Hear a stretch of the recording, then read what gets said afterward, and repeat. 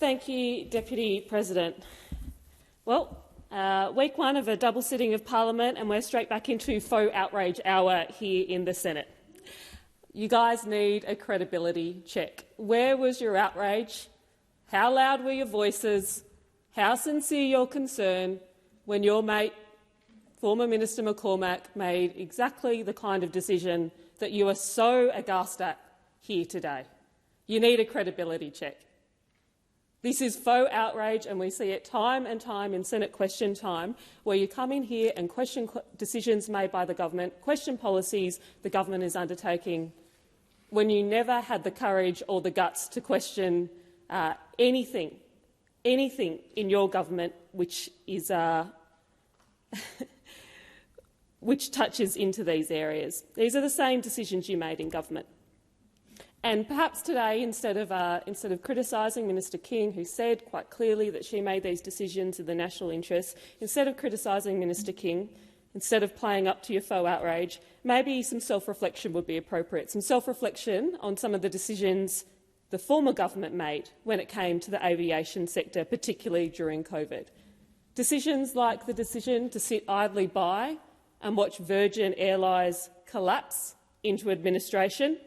I don't remember the outrage and the chorus of concern from those opposite when that happened. Or when you oversaw the mass outsourcing of jobs and the labour hire mess that saw wages go down and conditions lessen across the aviation sector. I don't remember an hour dedicated in this place to your outrage then. Or when you commissioned the Harris Review into Sydney Airport just to sit on it. Or indeed when you denied workers at Donata JobKeeper, leaving those workers and their families in the lurch. I don't remember a single minute of debate you devoted to what was happening at Donata and what was happening to those workers when the aviation sector was in trouble. You had the opportunity in government to make different decisions when it came to the aviation sector, and you have the opportunity now. You have the opportunity now, indeed, when it comes to the breadth of issues across our industrial system, when it comes to our Closing Loopholes bill.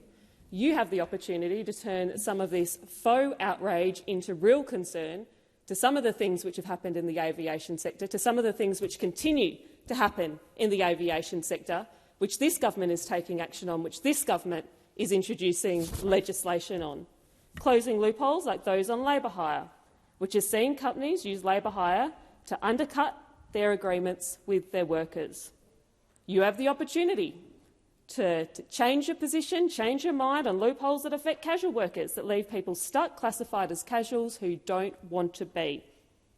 And of course, of all the devastating loopholes you have the opportunity to engage in a little self-reflection on, it's the loopholes which have existed in the gig sector, which has seen over the past decade workers subjected to unsafe conditions, being paid less than $10 an hour. Some of these workers telling Senate committees in this place they're being paid as little as $6 an hour, driving to dangerous conditions because we know there is a link between what you get paid and your safety at work when it comes to this sector. You have an opportunity to close these loopholes now too.